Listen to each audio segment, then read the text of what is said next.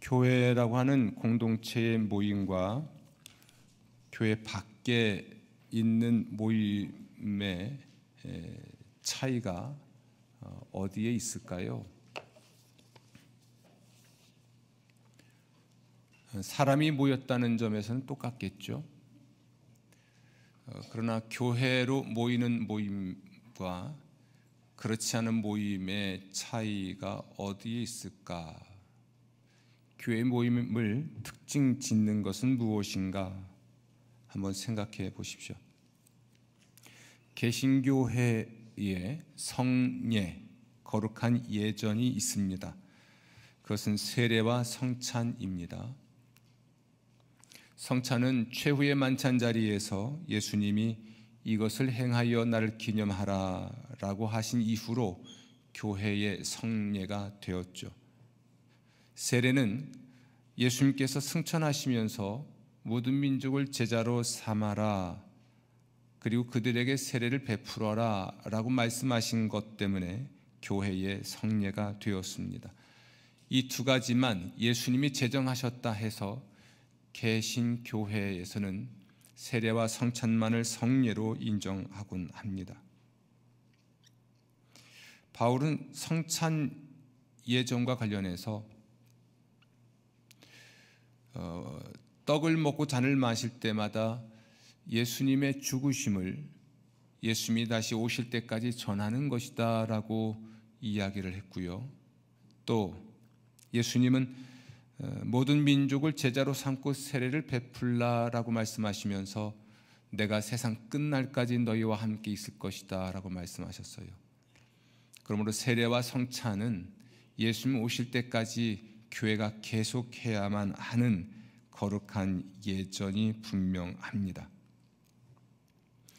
그런데 오늘 요한복음 13장은 최후의 만찬 자리에서 있었던 또 다른 하나의 이야기를 우리에게 알려줍니다. 최후의 만찬 자리에서 예수님이 이것은 내 몸이니 이것은 내 피니 이것을 행하여 나를 기념하라 라고 했던 성찬을 제정하신 일만 있었던 것이 아닌 거죠. 예수님이 잡히시던 날 밤에 예수님은 제자들과 마지막 유월절 식사를 잡수셨습니다.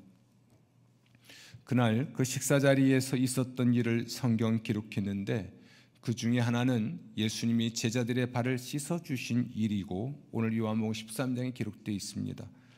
또 하나는 잡수시던 음식을 가지고 성찬의 성례를 제정하신 일입니다. 마태복음, 마가복음, 누가복음은 성찬의 성례를 제정하신 일만 기록하고요. 요한복음은 예수님이 제자들의 발을 씻어주신 일만 기록해요. 최후의 만찬 자리에서 예수님이 하신 일을 기록하는데 마태, 마가, 누가복음은 성찬 제정하신 일만, 그리고 요한복음은 제자들의 발을 씻어주신 일만 기록한다는 이야기입니다. 그날 일들의 순서를 보면 아마도 예수님이 제자들의 발을 씻어주신 일이 먼저인 것 같고 또 성찬의 성례를 제정하신 것이 나중의 일로 보입니다.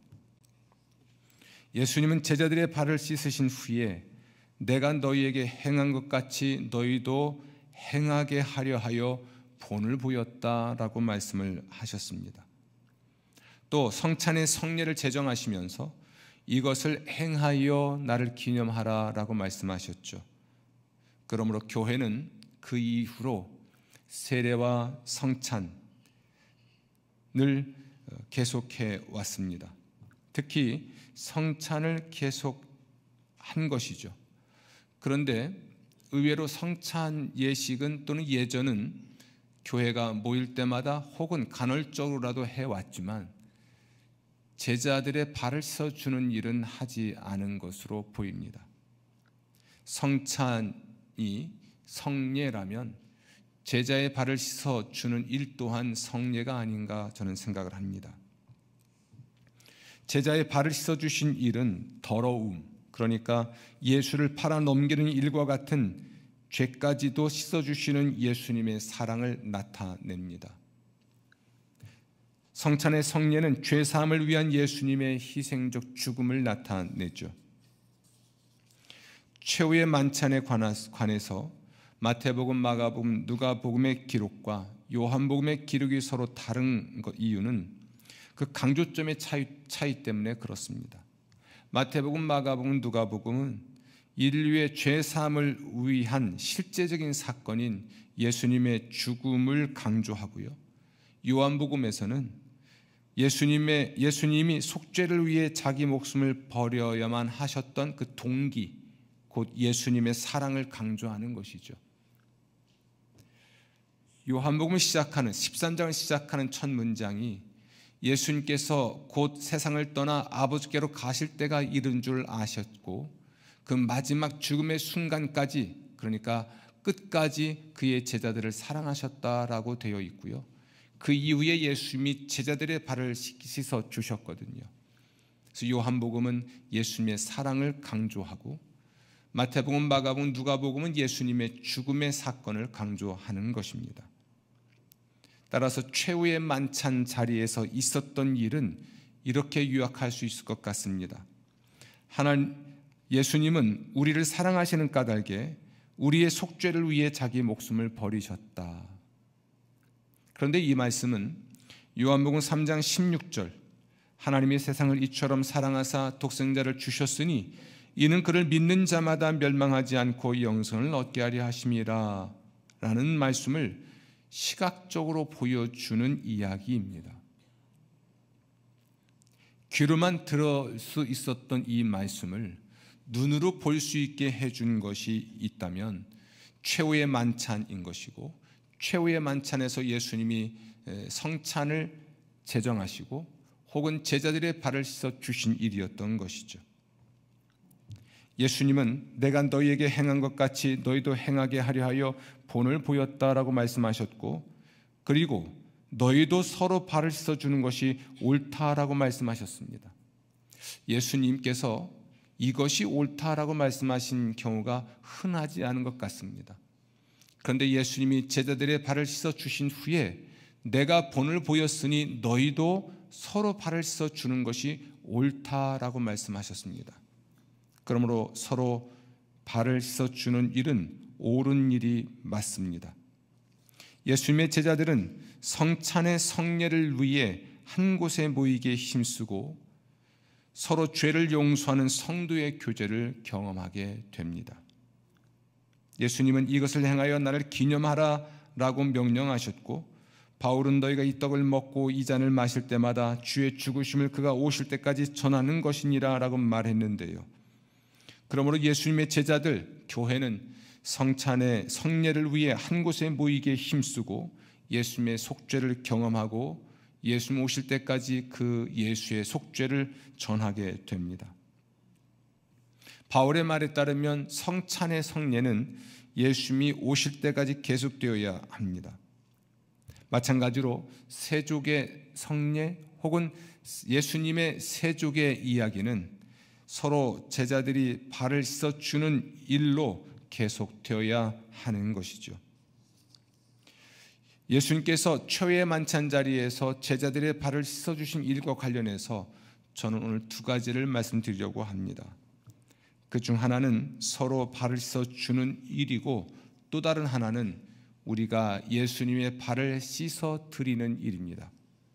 방향이 두 방향이죠. 하나는 서로 발을 씻어주는 것이고, 또 하나는 예수님의 발을 씻어드리는 일입니다. 먼저 서로 발을 씻어주는 일을 말씀드리겠습니다. 예수님은 서로 발을 씻어주는 것이 옳다라고 말씀을 하셨습니다. 그런데 이 말씀은 역설입니다. 여러분, 발을 씻어주는 일은 본래 종이나 제자가 하는 일이었습니다. 예수님은 주인이셨지만 종의 발을 씻어주셨고, 스승이셨지만 제자의 발을 씻어주셨습니다. 예수님의 제자들은 주종관계가 아니잖아요. 사제지간도 아닙니다. 그러니까 서로 발을 씻어주는 것은 더 쉬운 일이고, 또 그렇게 하는 것이 옳습니다. 주인이 종이 되어 종의 일을 하는 것, 스승이 제자가 되어 제자의 일을 하는 것을 교회는 겸비라는 단어를 사용하여 표현했습니다. 빌립보서 2장 6절부터 8절은 초대 또는 고대 교회의 신앙 고백이기도 한데요, 이것은 예수님의 겸비를 설명하는 데 사용되었습니다. 바울은 이 말을 하고 예수님의 겸비를 근거로 그리스도 예수의 마음을 품으라, 겸손한 마음을 품으라라고 권면을 했습니다. 예수님의 겸비에 대한 말씀이 빌립보서 2장 6절부터 8절에 기록되어 있습니다. 그는 근본 하나님의 본체시나 하나님과 동등됨을 취할 것으로 여기지 아니하시고 오히려 자기를 비워 종의 형체를 가지사 사람들과 같이 되셨고 사람의 모양으로 나타나사 자기를 낮추시고 죽기까지 복종하셨으니 곧 십자가에 죽으심이라. 아멘. 겸비라고 하는 건 자기를 비워 종이 되고 자기를 낮추어 복종하는 것입니다. 하지만 이 단어는 우리 시대에 인기가 없는 것이 분명합니다. 자기를 비우기보단 없는 것까지도 가지려고 하는 세상이기 때문이죠.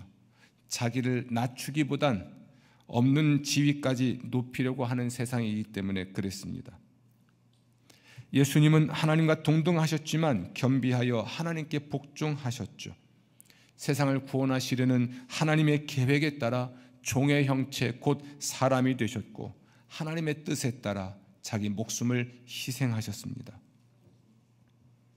요한복음은 예수님의 겸비를 태초부터 계시는 말씀 하나님이 육신이 되셨다라고 말을 합니다.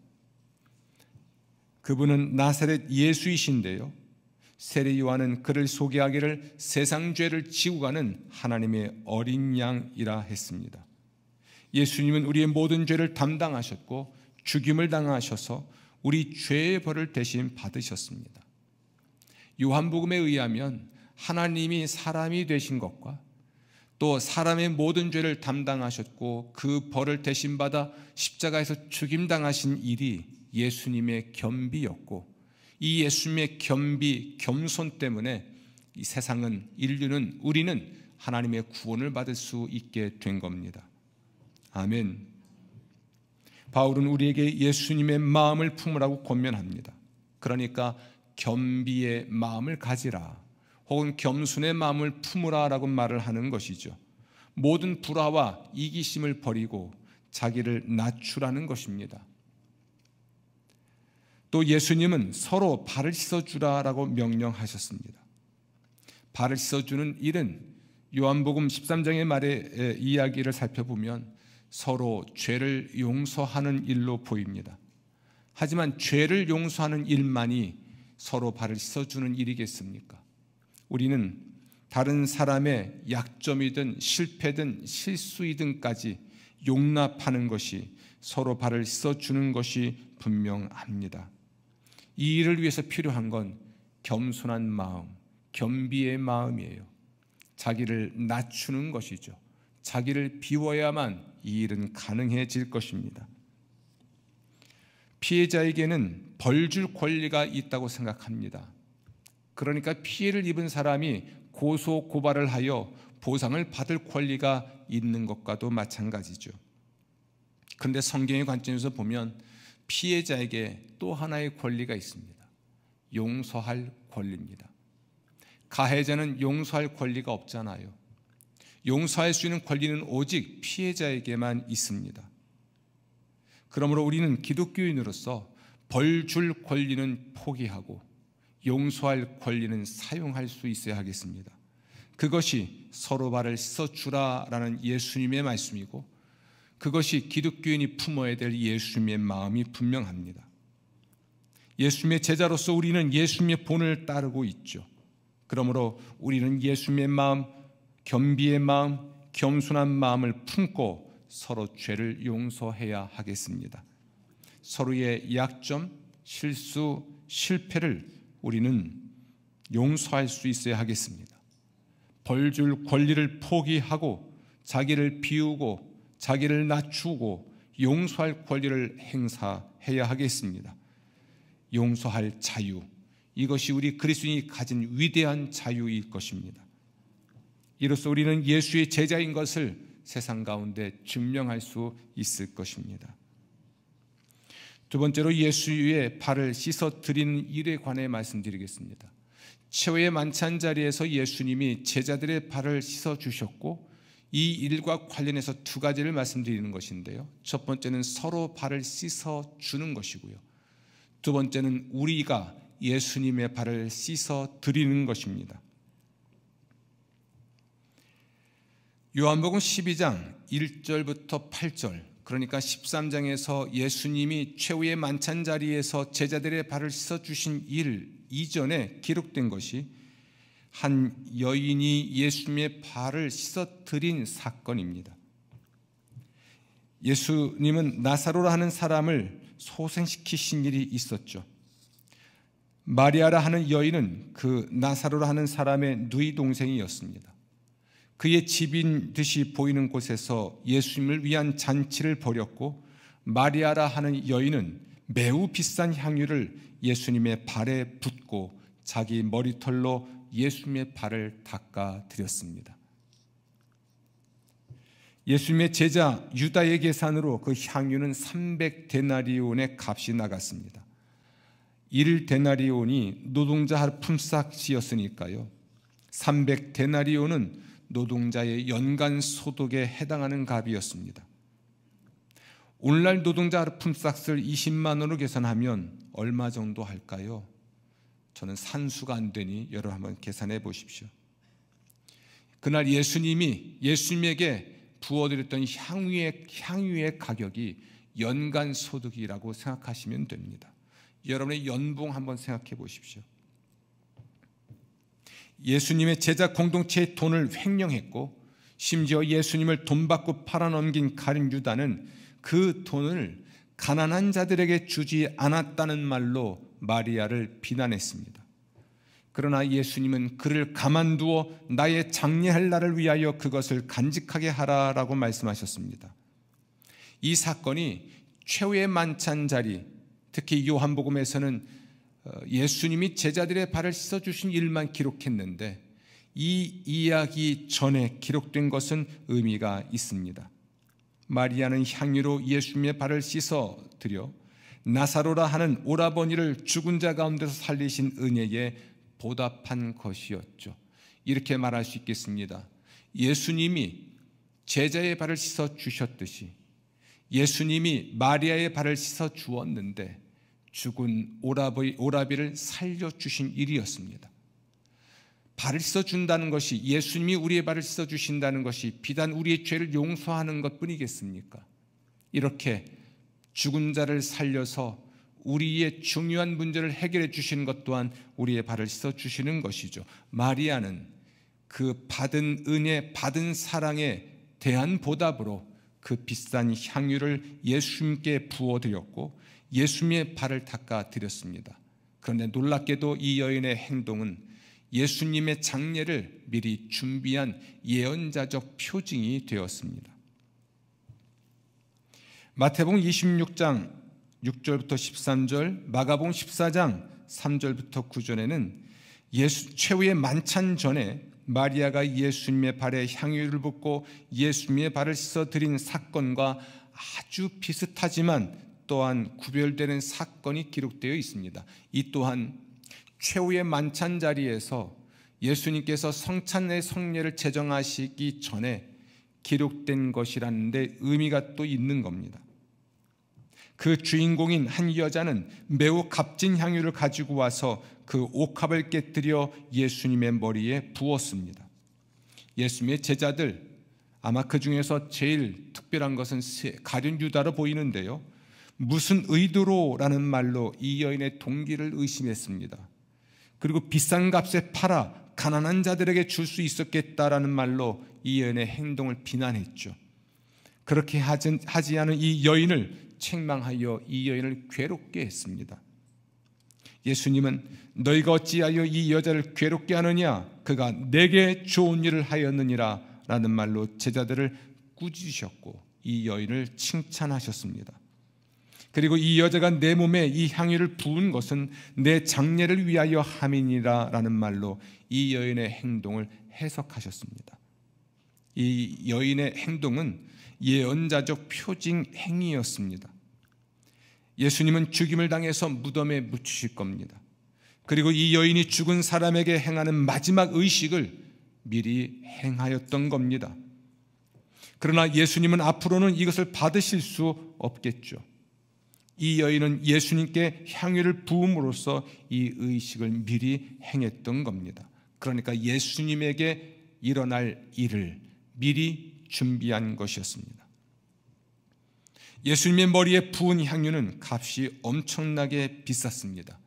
놀라운 것은 마리아가 예수님의 발에 부어드렸던 향유의 값과 이 여인이 예수님의 몸에 부어드렸던 향유의 값이 같다는 겁니다.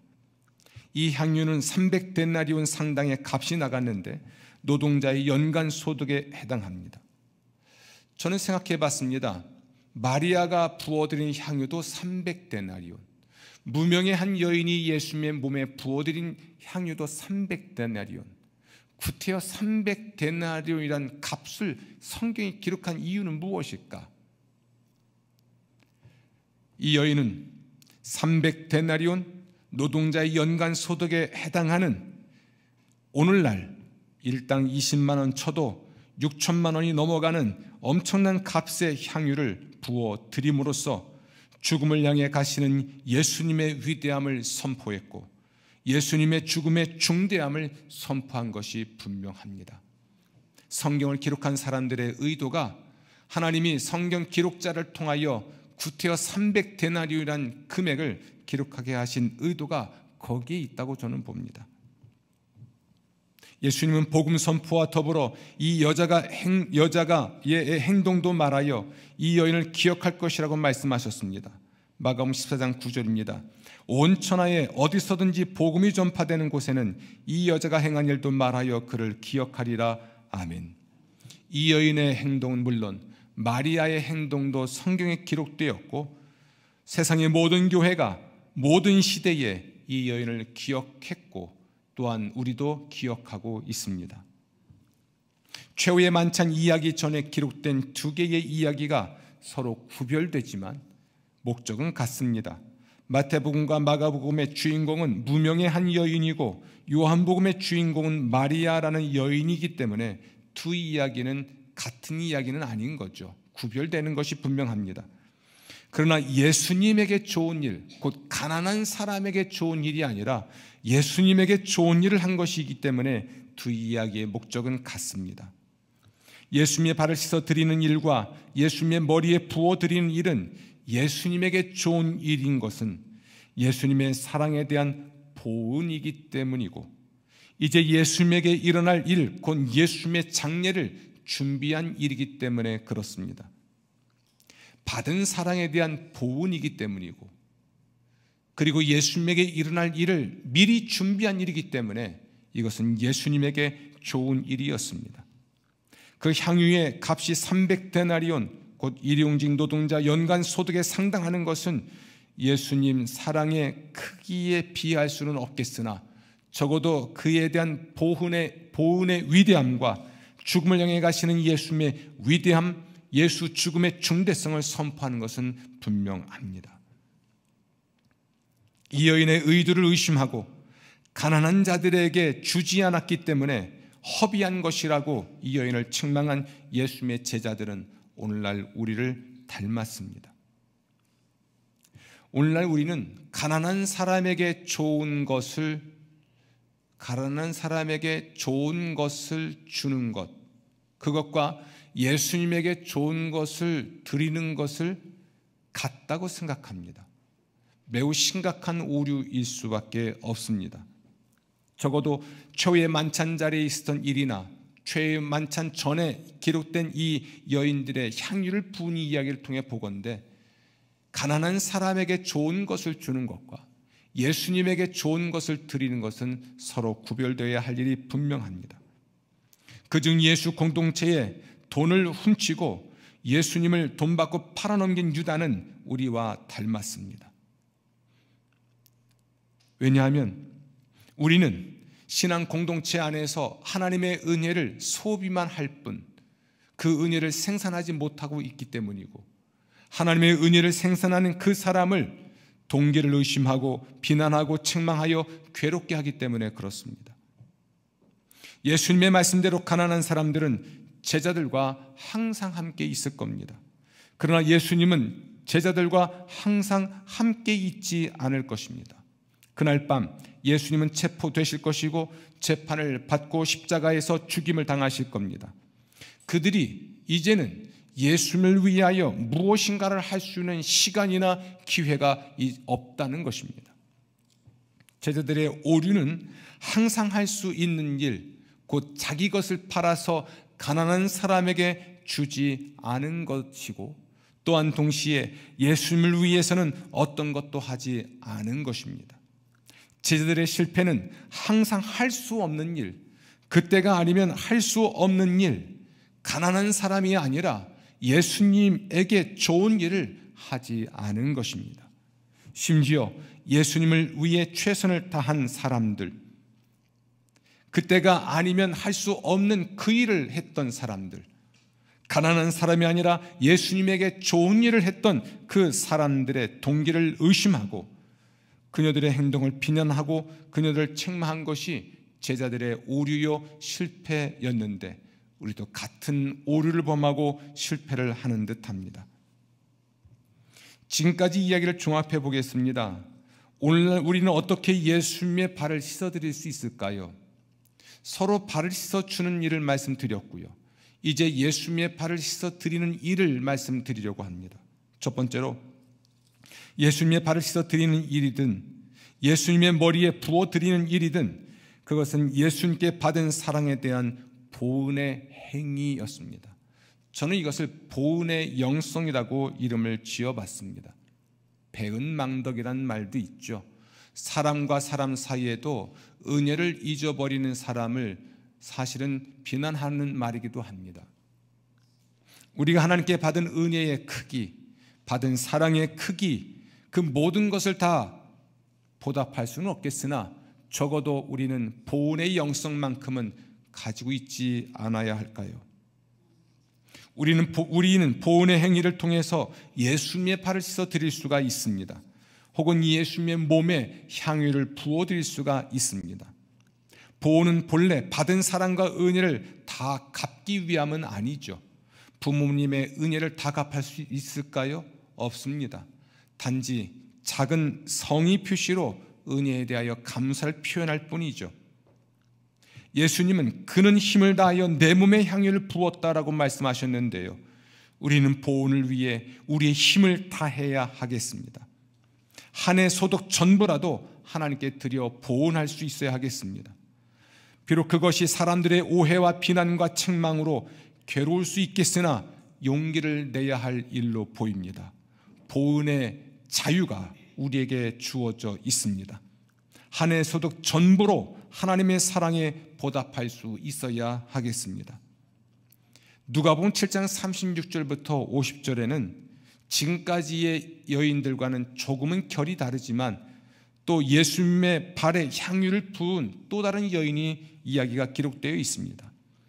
이 여인은 눈물로 예수님의 발을 적시고 자기 머리털로 닦고 그 발에 입 맞추고 향유를 부어 드렸습니다. 이 여인은 죄를 지은 한 여자라고 성경 기록되었고요, 이 여인이 이러한 행동을 할 수 있었던 것은 많은 죄를 용서하신 예수님의 사랑에 보답하기 위함이었습니다. 많이 용서받은 자는 많이 사랑할 것이다. 그러니까 받은 은혜를 어떻게 인식하고 있는지에 따라서 예수님에게 부어드리는 향유의 값이 양이 정해진다는 이야기입니다. 우리가 예수님께 받은 사랑과 은혜는 위대합니다. 우리는 그 위대함을 다 드러낼 수는 없으나 한 해 소득 전부를 드릴지라도 힘을 다해 받은 사랑에 보답해야 하겠습니다. 두 번째로, 예수님의 발을 씻어 드리는 일이든 예수님의 머리에 부어 드리는 일이든 그것은 가난한 자들이 아니라 예수님에게 좋은 일입니다. 따라서 우리는 예수님에게 좋은 일을 하여 예수님을 위한 일을 하여 예수님의 발을 씻어 드릴 수가 있습니다. 혹은 예수님의 몸에 향유를 부어 드릴 수가 있습니다. 어떻게 하는 것이 예수님에게 좋은 일이 될지, 무엇이 예수님을 위한 일일지 알고 하는 것은 아닙니다. 그러나 우리의 행위가 예언자적 표징 행위가 될 수 있습니다. 모르고 한 헌금이, 모르고 한 헌신이 예수님에게 좋은 일이 되고 또는 교회, 예수의 몸된 교회의 미래를 결정하는 중요한 일이 될 수 있다는 얘기입니다. 예수님에게 앞으로 있을 어떤 일을 미리 준비할 수 있을 것입니다. 예수님에 관한 일 중 우리가 미리 준비할 건 뭘까요? 그것은 예수님의 재림입니다. 예수님은 이 천국 복음이 모든 민족에게 증언되기 위하여 온 세상에 전파되리니 그제야 끝이 오리라 라고 말씀하셨습니다. 복음 전파는 예수님에게 좋은 일이 분명합니다. 모든 민족에게 복음이 전파되는 때가 세상의 끝입니다. 그리고 그 끝날에 예수님이 재림하실 것이기 때문입니다. 만약 예수님의 재림을 대망한다면 우리는 그분이 재림하실 수 있도록 예수의 복음을 모든 민족에게 전해야 할 것입니다. 우리는 예수님의 복음을 전파해서 예수님의 재림을 미리 준비하게 되는 것이죠. 하지만 우리 시대는 복음 전도를 잃어버린 듯합니다. 혹은 잊은 듯합니다. 복음을 전하는 것을 요구요청할 때 우리는 회피하기에 바쁩니다. 우리는 복음을 전하기 위해 세상으로 뛰쳐나가기보단 정적인 목적을 가지고 광장에 나가는 듯합니다. 어떤 이는 좌에 서서 어떤 이는 우에 서서 광장에 나가 정치를 하는 목사들이 우리 시대의 목사의 모습이고 기독교의 모습인 듯합니다. 혼돈의 시대가 분명합니다. 그러나 우리가 힘쓸 일은 예수의 복음을 전하는 것입니다. 좌든 우든 예수의 십자가 복음을 들어야 하고 우리는 좌우를 가리지 않고 예수의 십자가 복음을 전하는 사명을 감당할 때 우리가 예수님의 발을 씻어 드리는 일이 될 것입니다. 그것이 예수님에게 좋은 일이고 또 정확하게는 온 인류에게 좋은 일이기 때문에 그렇습니다. 예수님이 이 민족의 소망입니다. 세 번째로 예수의 발을 씻어 드리거나 예수의 몸에 부어 드리는 사람은 복음 전도자들의 입을 통해 모든 시대 모든 사람에게 전해질 것이고 사람들은 대대로 그 사람의 이름을 기억할 것입니다. 마리아라 하는 여인과 무명의 여인들 이야기는 성경에 기록되어 있고 모든 시대 모든 교회가 이 여인들을 기억했고요. 지금 우리도 성경을 통해 설교를 통해 이 여인과 이 여인의 행동을 기억하고 있습니다. 그리고 주님도 이 여인들을 기억하셨고 또 우리의 모든 행위도 주님은 기억하십니다. 성경은 기억한다라는 말의 의미를 하나님이 보상하신다라는 것과 모든 시대 모든 그리스도인의 본이 된다는 것 그리고 참된 그리스도인이라는 명예를 얻게 되는 것 등을 의미합니다. 그 중에 대표적인 인물은 느헤미야입니다. 그는 예루살렘 성벽을 재건하고 성전 예배의 부흥을 위해 한 모든 일들과 관련하여 내 하나님이여 나를 기억하사 복을 주옵소서라고 기도합니다. 그런데 이 말씀이 느헤미야의 마지막 문장입니다. 저는 깜짝 놀랐습니다. 복을 주소서라고 기도하면 기복주의 신앙, 기복신앙이라고 비난하는 시대 아니겠습니까? 그런데 느헤미야라는 사람은 복을 주소서라고 기도를 합니다. 근거 없는 축복의 간구는 아닐 것입니다. 그가 한 일을 하나님 기억하시고 예루살렘 성벽 재건과 성전 재건과 성전 일을 다시 부흥케 하여 성전 예배를 살려낸 이 모든 일을 기억하소서 그리고 내게 복을 주소서라고 기도했으니까요. 우리는 무조건 복을 구하지 않습니다. 복을 구할 때는 구할 만한 일을 했어야죠. 우리가 한 일을 기억하시고 내게 복을 주소서 이것이 저는 여러분 모두의 기도가 되길 바라고 저 또한 그렇게 기도하고 있습니다. 하나님께 복을 구하는 기도를 하기를 두려워하지 마십시오. 그건 올바르지 못한 기도가 아니라 마땅히 드릴 수 있는 기도일 것입니다. 그 기도를 위해 우리 주님을 위해서 한 일, 우리 주님에게 좋은 일, 그 복을 구할 수 있는 일을 하시는 여러분 되시기를 주의 이름으로 축원합니다.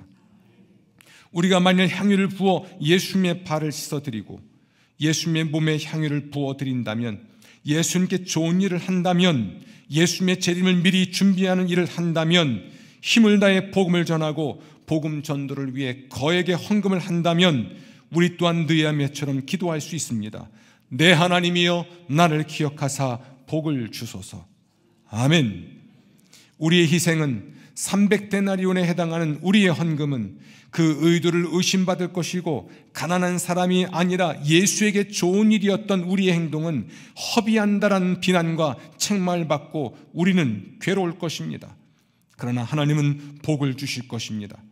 그 복이 무엇이든 그것은 우리에게 좋은 것이 분명합니다. 그리고 우리의 후손들에게도 좋은 것은 분명합니다. 하나님의 복은 천대에 이른다는 것이 성경의 약속입니다. 바울의 확신에 찬 고백으로 우리 또한 고백하게 되길 바라고 함께 들어보겠습니다. 디모데후서 4장 6절부터 8절인데요. 전제와 같이 내가 벌써 부어지고 나의 떠날 시각이 가까웠도다. 나는 선한 싸움을 싸우고 나의 달려갈 길을 마치고 믿음을 지켰으니 이제 후로는 나를 위하여 의의 면류관이 예배되었으므로 주 곧 의로우신 재판장이 그날에 내게 주실 것이며 내게만 아니라 주의 나타나심을 사모하는 모든 자에게 도니라. 아멘. 예수의 발을 씻어 드리는 일은 성찬의 성례를 위한 모임에서 이루어집니다. 따라서 우리는 모이기에 힘써야 하겠습니다. 기독교인은 모일 때마다 성찬의 성례를 실행하여 우리의 속죄를 위한 예수의 죽음과 부활과 재림을 기억하고 감사하고 기대합니다. 또한 동시에 서로 발을 씻어주는 참된 성도의 교제를 경험하고 예수님 재림의 때에 우리가 완전한 속죄의 은총과 성도의 완전한 교제를 미리 경험하게 될 것입니다. 고린도전서 11장 3절입니다. 이것을 행하여 나를 기념하라. 아멘.